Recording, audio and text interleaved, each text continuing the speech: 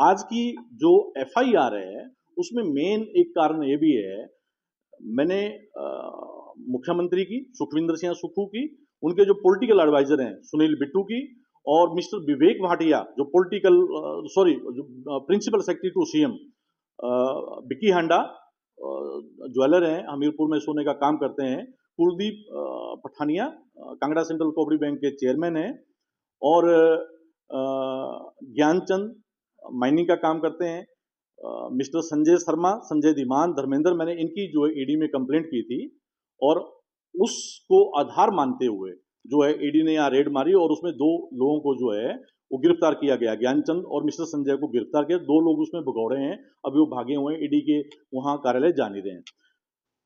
हिमाचल प्रदेश सरकार की तरफ से, मुख्यमंत्री सुखविंदर सिंह की तरफ से मेरे को मैसेज आया, आप 100 करोड़ पे ले लो, कैबिनेट रैंक की चेयरमैन ही ले लो, और अपनी जो ईडी में कंप्लेंट है उसको वापस ले लो। मैंने उनको साफ साफ मना कर दिया। इस एक्सरसाइज को 2-3 महीने से एक्सरसाइज जो है वो कंटिन्यू चले, क्योंकि उन्होंने मिस्टर ज्ञान को जो है वो डासना जेल गाजियाबाद में बंद है, उनको बाहर निकालना था। वो उन्होंने हर तरीके से कोशिश की भी मैं अपनी कंप्लेंट ईडी से वापस लूं, लेकिन मैंने उनको मना कर दिया। जो है बैंक ने पोजीशन भी ले ली, और मैं दौड़ा जो है डीआरटी गया। डीआरटी ने इनकी सारी कार्रवाइयों को निरस्त कर दिया, आपने किसी भी प्रकार से कानून का पालन भी किया हुआ है, और हम ये सारी जो बैंक की कार्रवाई है उसको निरस्त करते हैं, और आज तक डीआरटी से स्टे चला हुआ है, उनका यही था। और दूसरी सबसे बड़ी बात जो मुझे बाद में पता लगी, भाई ये मेरी जमीन को जो है सस्ते में ऑक्शन करा के इसको प्रियंका गांधी को जो गिफ्ट करना चाह रहे थे। मैंने जो प्रूफ है वो ईडी कार्यालय को जैसे ही मेरे को ऑफर आई, वैसे मैंने ईडी कार्यालय को वो दे दिए जी। ऐसा हुआ भी, ये जो मिस्टर जब सरकार बनी कांग्रेस पार्टी की, तो मुख्यमंत्री सुखविंदर सिंह सुक्खू बने, तो मैंने उनसे कोशिश की भी, मैं बैंक का जो पैसा है उसको लौटाना चाह रहा था, तो मैं उनको ये बोल रहा था मैं कहीं से फंड का अरेंज कर रहा हूँ, मुझे 4-6 महीने का टाइम दे दिया जाए। तो मैंने ज्ञानचंद से संपर्क किया। ज्ञानचंद ने जो है चीफ मिनिस्टर से बात की। चीफ मिनिस्टर ने बोला भी वो वीरभद्र का आदमी, हम उसको रगड़ रहे हैं, उसकी चटनी बना देंगे, मैंने उसे नहीं मिलना है। ज्ञानचंद ने चीफ मिनिस्टर की वाइफ से बात की, चीफ मिनिस्टर के भाई राजीव सिंह से बात की, तो तब जाके चीफ मिनिस्टर मेरे को मिलने के लिए तैयार हुए, और चीफ मिनिस्टर ने मेरे को मिलने को बुलाया होटल हयात। जैसे ही मैं होटल वो हमारी जो ये चीफ मिनिस्टर के साथ जो लोकेशन है वो भी ईडी ने मैच कर ली हुई है, सुनील बिट्टू के साथ जो लोकेशन है वो भी ईडी ने मैच कर दी हुई है, और उसमें विवेक भाटिया के साथ जो लोकेशन है वो भी ईडी ने मैच कर ली हुई है। तो चीफ मिनिस्टर ने मुझे बोला भी सुनील बिट्टू जो है दूसरे कमरे में है, और मैंने आपके काम के लिए इसको बोल दिया सुनील बिट्टू को, तो आप सुनील बिट्टू से बात करो। मैं सुनील बिट्टू के कमरे में गया। सुनील बिट्टू के कमरे में जो है राम कुमार चौधरी भी बैठे हुए थे। राम कुमार चौधरी, मैंने जी मेरे को मुख्यमंत्री जी ने भेजा, तो सुनील बिट्टू ने राम कुमार चौधरी को बोला, बेंस साहब को बाहर ले जाओ लॉबी में, अपने हाथ मजबूत कर लो, फिर जहां भी मुझे फोन आप करवाना चाहते हैं, मैं इनको लिए फोन करने के लिए तैयार हूं। राम कुमार मुझे लॉबी में लेके आए। राम कुमार ने बोला भी 50 लाख रुपए जो है सुनील बिट्टू मांग रहा है, भी आपको 50 लाख रुपए देना पड़ेगा, तब आपका काम होगा। मैं क्या, मैं इस वक्त मेरे पास पैसे नहीं है, मैं फंड अरेंज कर रहा हूं, और मैं कांग्रेस पार्टी का ब्लॉक लेवल से स्टेट लेवल तक का पदाधिकारी रहा हूं, मेरी मदद करो प्लीज, मेरे साथ ऐसा ना करो। बोलते नहीं, फिर आपकी मेहनत और हमारी मेहनत सारी बर्बाद हो जाएगी, फिर आपका काम नहीं होगा। मैंने अपनी कोई मेरी जमीन थी उसको बेचा, फिर मैंने 50 लाख रुपए का इंतजाम किया, और फिर मैंने इनको बोला बताओ जी पैसे कहाँ छोड़ने हैं। तो इन्होंने बोला कुलदीप ठानिया से बात करो। मैंने कुलदीप ठानिया को फोन किया। कुलदीप ठानिया ने बोला विक्की हांडा के पंप पे पैसे लेके आ जाओ, मैं आपको वहां मिलता हूं। तो ये जो पैसे मैंने दिए वो विक्की हांडा के पंप पे दिए, लेकिन इससे पहले मैंने कुछ अधिकारियों जो अपने विश्वास में ले लिया था, और मैंने इसकी रिकॉर्डिंग कर ली थी, और हमने वो एकदम से जो रिकॉर्डिंग है वो वायरल कर दी इसकी, मतलब के। तो उसी को ही आधार मान के जो है ईडी और इनकम टैक्स की यहाँ रेड हुई। कुल मिला के जो है मनाली के लिए 28 सीआर लोन, जो 65 करोड़ में से 28 सीआर जो है लोन डिसबर्स हुआ, और उसमें से मैंने बैंक को 4 करोड़ के करीब वापस भी किया।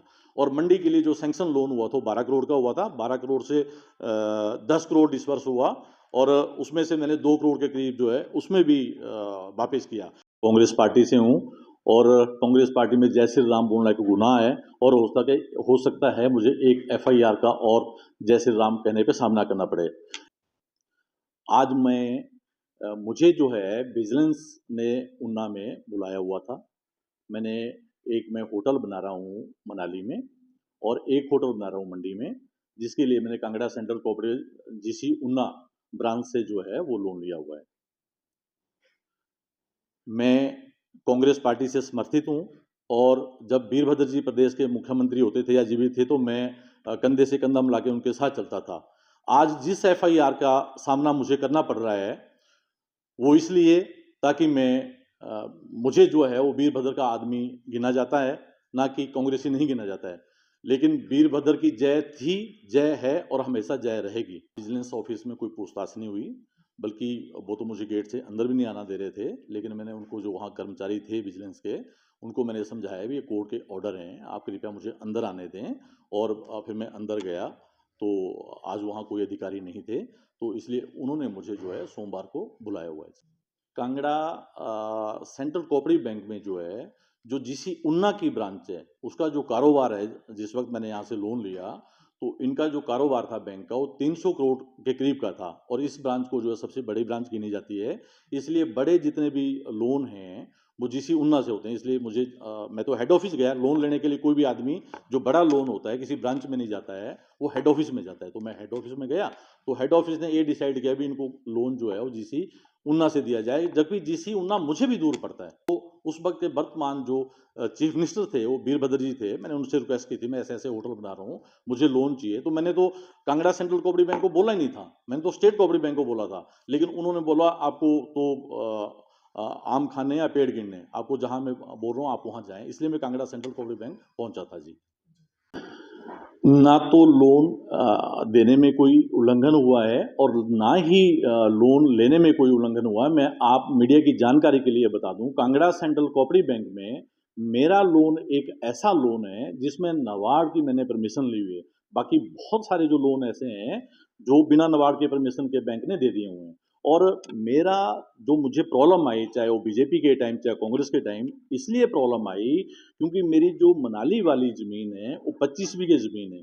अभी मैंने पीछे उसकी वैल्यूएशन जो है हाई कोर्ट में करवा के दी और मैंने अपने वैल्यूअर को बोला भी ये वैल्यूएशन मैं हाई कोर्ट में देने जा रहा हूँ। अगर इसी में किसी भी प्रकार का कोई हैंकी पैंकी हुआ तो आपका लाइसेंस रद्द होता है और मैं उसका जिम्मेदार नहीं होगा, उसका जिम्मेदार जो है मेरा आर्किटेक्ट होगा। तो मेरी मनाली वाली प्रॉपर्टी में जितना मैंने काम किया है और जितनी उस जमीन की वैल्यू है वो 167 करोड़ पे लगी। लेकिन कुछ बैंक के भ्रष्ट अधिकारियों की नजर जो है वो मेरी जमीन के ऊपर पड़ गई, जो कुछ पॉलिटिकल लोगों से मिलके जो है मेरी जमीन को हड़पना चाहते थे।